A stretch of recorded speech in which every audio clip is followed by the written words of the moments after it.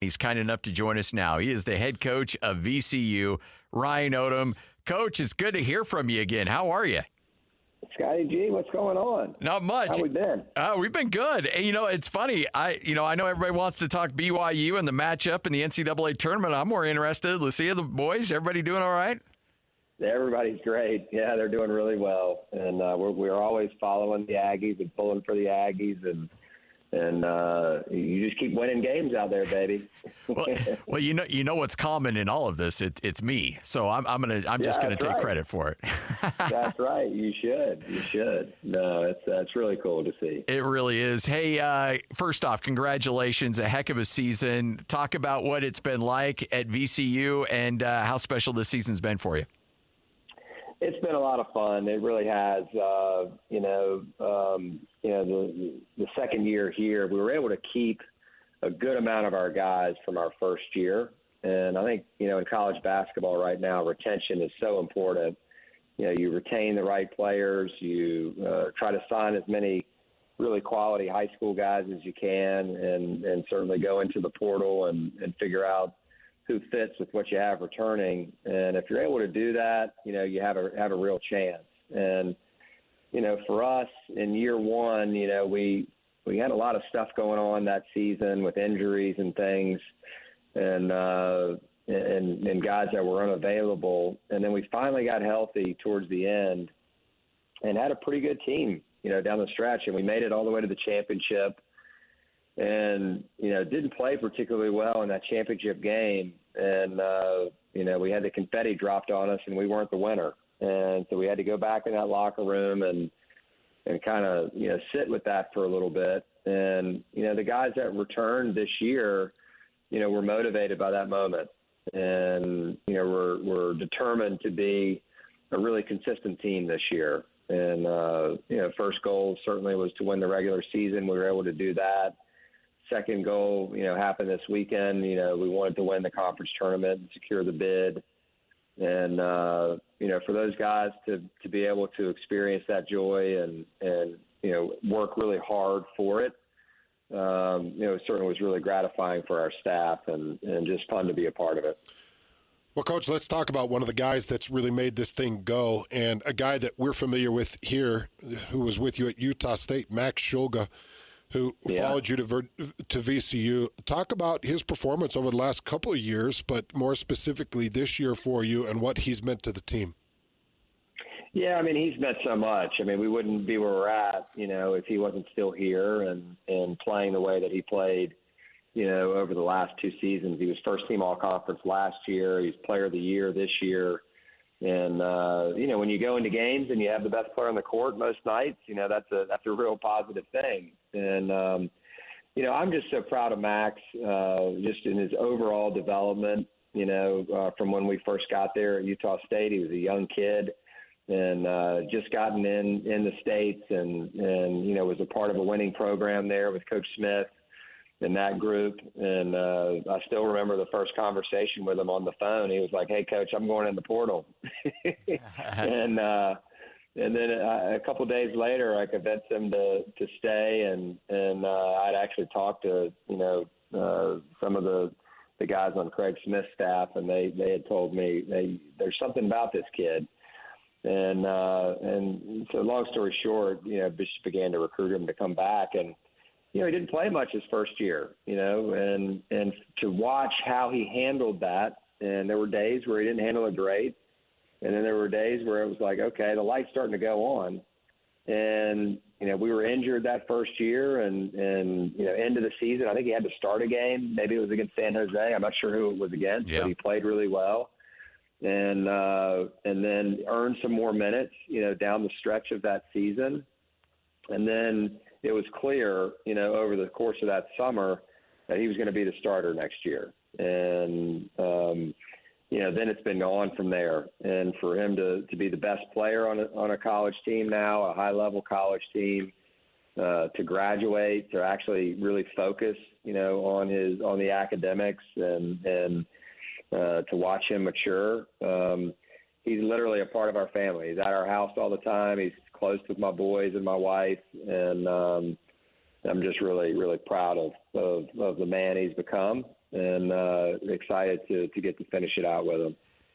A lot of people that have lost track of you at VCU remember your last year at Utah State when you had Max and Taylor and Ashworth and that crew, and it was such an elite offense. I think you were 16th in the country offensively.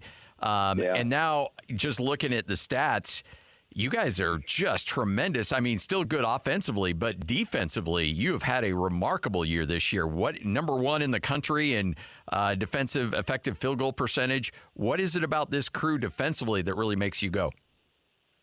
Yeah, I mean, it's just the sustained pressure. You know, we try to disrupt with discipline, and, you know, some games we're better at it than others. You know, we're not really trying to force turnovers. That's not necessarily the goal. It's just to disrupt and try to do it in a way where we're not giving up easy baskets. We have rim protection. Luke Bemboye and Christian Furman both do a really good job of protecting the rim. And we do our best. You know, we're not a tremendous defensive rebounding team. It's an area that, you know, wasn't great over the course of this past weekend, and we've got to get better at that. But guarding the 2 and guarding the 3 is certainly a strength of ours, and you know, something that we're desperately going to need, you know, in the tournament and against a real stellar BYU team. Yeah, let's get into that a little bit. Some of your early looks at BYU, Coach. What are you expecting from them?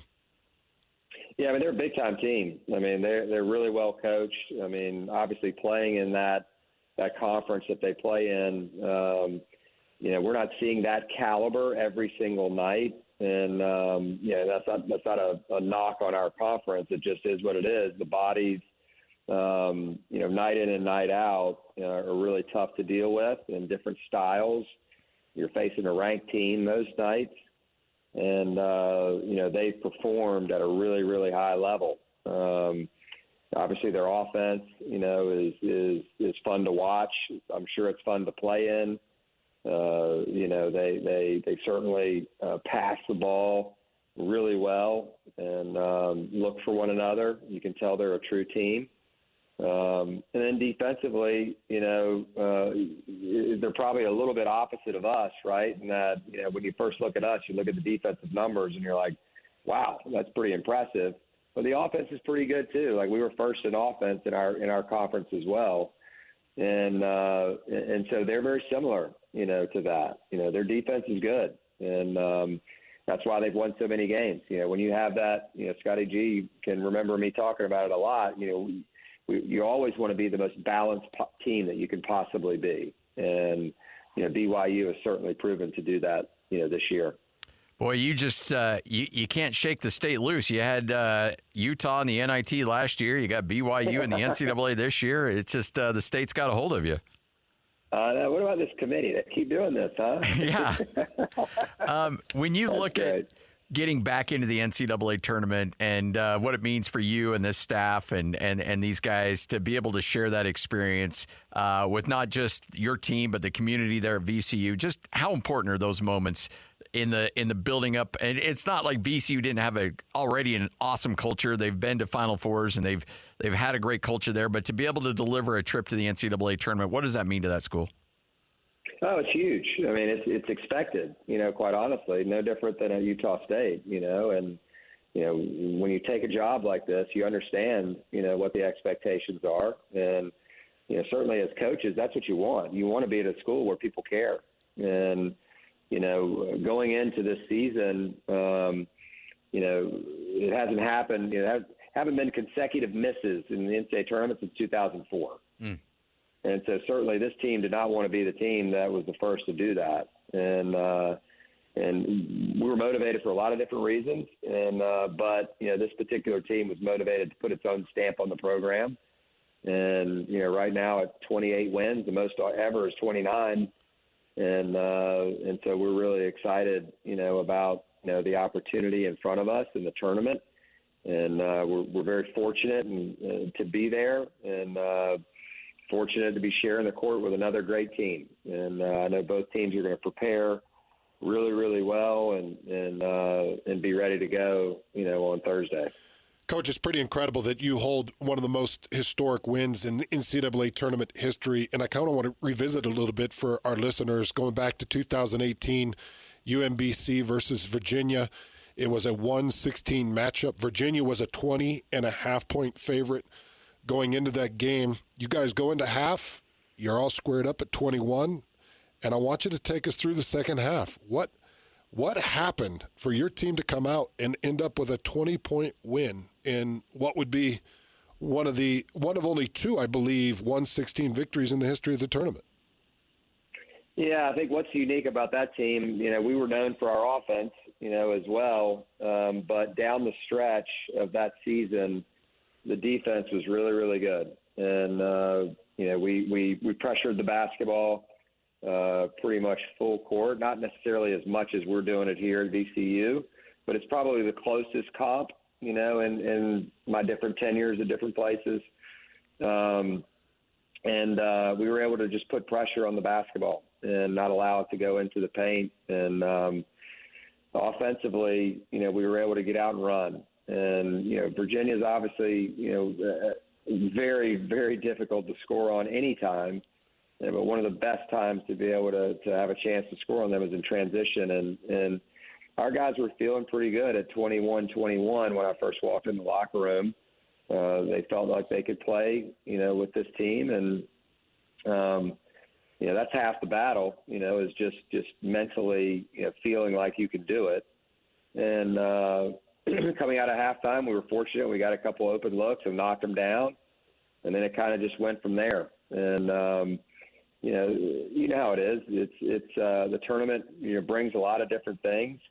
They had just won, the ACC championship, and unfortunately for them, they were without, what was probably one of their most important players, if not their best player, in DeAndre Hunter. So that was a factor, no doubt in the game. Not having him was a big deal, and so we were certainly fortunate in that regard as well. But obviously still really proud of that group and still connected with them in a big way. VCU travels well. You got a great fan base out there, but you are coming west of the Mississippi, the game in Denver, so you have altitude. You'll have, I'm sure, a crazy amount of BYU fans. Do you treat this obviously it's a business trip and you want the families to enjoy it, the players to enjoy it, but also it's a business trip. And do you almost treat it like a little bit of a road game? Yeah, I mean, I don't know about that. I mean, maybe. I hadn't really thought about it from that perspective, but, I think the biggest thing is, it's a mini tournament. That's the way we're going to approach it. You've got 4 teams in this little mini tournament and you want to try to come out of it. No different than you do in your conference tournament, but those that have multiple rounds. And so we were able to do it this weekend in advance, and you're prepping for the next opponent. And, right now, for us, our primary focus is obviously BYU, and doing our best there, but you also have to be ready, for that next game. You've only got a 1-day prep, for that next opportunity. And so, it's going to be challenging. We know that, playing out west and the travel. We just finished yesterday, in a really physical and tight and stressful game. And so we've given our guys the day today, and, we've watched a little bit of film and stuff like that to be able to kind of, get it on their brains. But, we've got to make sure that their bodies are ready. And this is a veteran group. They're used to 1-day preps and things like that and our routines. But, I want our team to go in there, with a mindset of trying to win, and advance. To Scotty's point, are there a lot of unique distractions that are attached to the NCAA tournament that you wouldn't typically meet in your experience in coaching in this tournament, Coach? I mean, it's just different, it's definitely different, the media coverage and things like that. But when you play at the highest level, a lot of these, especially BYU and the conference that they're in, they're used to the pageantry. They're used to, playing these big games. And, at VCU, we're used to that. We're always going to get the other team's best shot in the packed house and, everyone wants to beat VCU, and we make sure that our guys understand that every night, and so they're used to that pressure night in and night out. Going into Dayton and playing there and in a tough game in a packed arena, is not an easy proposition, and probably no different than going into BYU, and playing, or at Utah State. It's people care about it there, just like they do here at VCU. And so our guys have been tested, in a good way, but we understand, what we're up against here, with BYU. Well, Coach, it's been a pleasure catching up with you again. This feels crazy chatting with you again. It's good to catch up. Tell Matt, Bryce, Kelsey, Billy, the whole crew, tell them hi for me, and good luck coming up on Thursday. It's going to be a lot of fun. We will do it. Thanks, guys. Thanks for your time, Coach. You got it. Ryan Odom, head coach at VCU.